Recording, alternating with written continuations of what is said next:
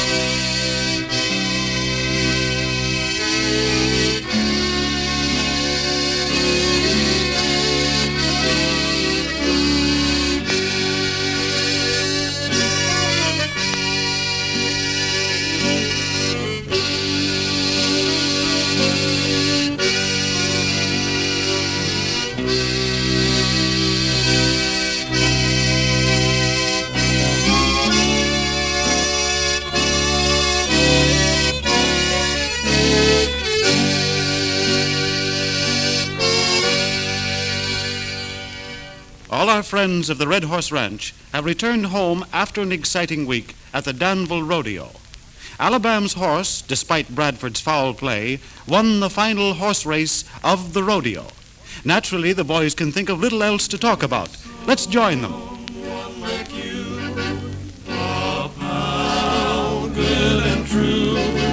I'd like to leave it all behind and go and find some place that's known to God alone.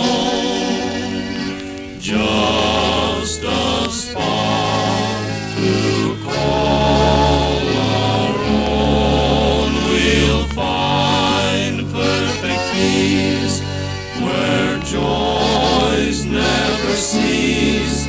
Out there beneath the kindly sky, we'll build a sweet little nest somewhere in the west and let the rest of the world go by.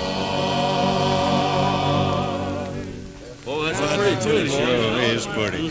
Well, boys, it seems mighty quiet back here at the ranch after being at that rodeo the last few days. Well, that was one of the greatest rides I ever saw in my life. Thanks, Bob. I was talking to Alabam.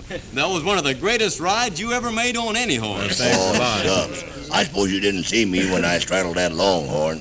I knowed he was a wild one, but I says to myself, Arizona, I says, you gotta win for the honor of the Red Horse Ranch. Well, kidding aside, what did Bradford have to say about the race after it was over, Alabam? Well, to tell the truth about it, Cheyenne, I didn't trust myself to talk to Bradford after the way he tried to foul my horse on that back stretch. That rattlesnake won't stop at nothing to get what he wants, will he? Well, here's one thing he didn't get. That prize saddle is hanging right here in the bunkhouse, thanks to Red. But listen, it was you boys that carried off the honors at that rodeo. Thanks, Alabam. When I seen that steer, I knowed he was a wild one. But I says to myself, I says, Arizona, you gotta win. The whole outfit went to town at that rodeo, it seemed to me. Yeah, and when we wasn't riding, we was singing for the folks. I mean, really singing. Yeah, but you know, Alabam, we didn't sing any of them real pretty songs that most folks like so well. I'd like to sing one of them right now. Well, go ahead. Come on, boys.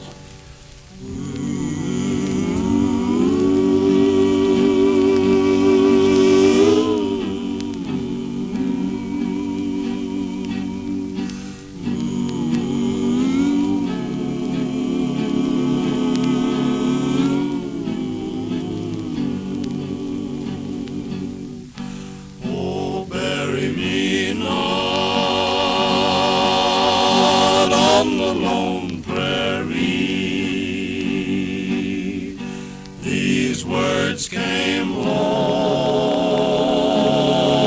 and mournfully from the pallid lips of a youth who lay on his dying bed at the close of day. Oh, bury me now on the lone prairie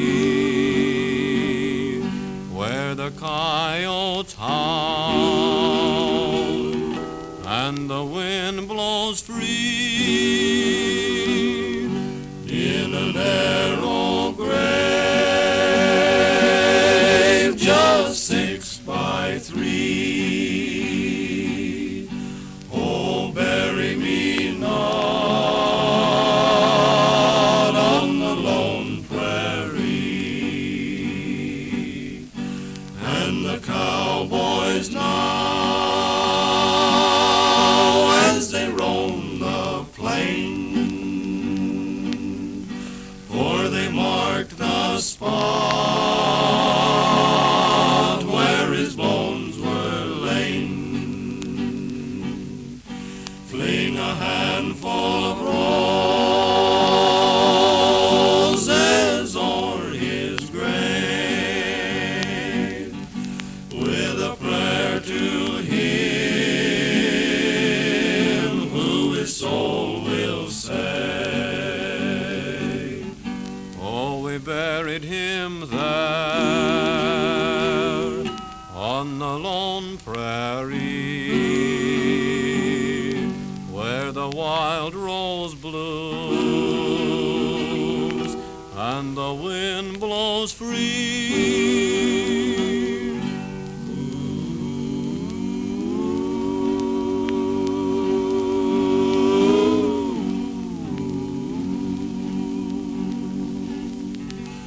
Oh, we buried him there on the lone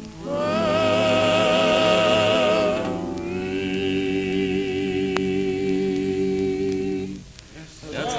Well, boys, I know you want to hear how I happened to ride that wild steer at the rodeo. There it goes again. Well, sir, the moment I seen him, I knowed he was a wild Yeah, one. say that once more and we'll all be going wild around here. Yeah, well, I didn't see you winning any prizes. They didn't have no love-making contest over there. Arizona, haven't you got any more sense? Oh, Tenderfoot, come on back here. Well, looks like you kind of got under Tenderfoot's skin, Arizona. Oh, shucks. What do you have to walk off about that for? I was only kidding. Arizona, I ought to ear you down and stomp on you for that. You know how he's been feeling. I've noticed he hadn't had much to say since you brought him back the other day, Alabam. Yeah. Guess he has been feeling pretty blue. And now, Arizona, you get on out there and apologize to Tenderfoot and hurry up about it. Gosh, sure, I'll apologize to him, but I didn't know I said anything. Arizona ain't got much tact, but he sure is a good sport, ain't he? Yes, you all are, fellas. We just haven't thought of the way we've been joking Tenderfoot ever since he's been here. I think it's about time we cut it out, don't you? I reckon you're about right, Alabam. Him trying to go away like he did proves how he's been taking all this to heart, It especially does. about Rose. Yes, and it's the first love affair he ever had. And joking him sure ain't going to help none. Now, what do you say we do everything we can to make him feel like he ain't a Tenderfoot no more? Sure, Alabama. I'll do what I can, Alabama. I know you Ain't will. no one thinks more of Tenderfoot than I do. Well, what do you suppose we ought to do, Alabam? Well, treat him just like you would the rest of us. Show him that you're glad he's here. Say, ain't that him in Arizona playing out there already? Why, it is, sure enough. They must have made up already. I tell you, boys, let's go out there and join them. And the rest of you fellas bring your instruments. Say, that's a good idea, Alabam. Yeah. Don't forget your instruments. Come on, remember what I said, boys. Yeah. Tenderfoot must be playing to that moon up there. That's all right.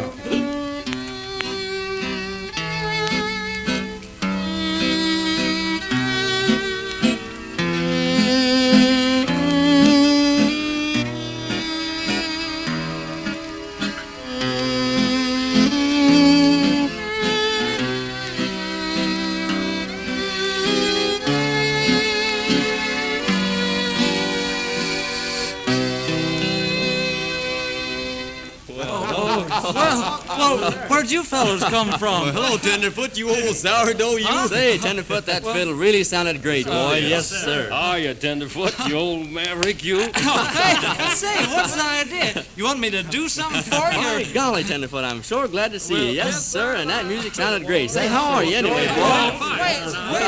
Wait a minute. What have I done to deserve all this? Let's sing something, boys. Yeah, let's sing. I had a gal and her name was Sue. I had a gal and her name was Sue. Her face was fair and her eyes were blue. Ring-tum-faddle-dee-ay. I loved her and she loved me. I loved her and she loved me. Where one of us went, the other would be. Ring-tum-faddle-dee-ay.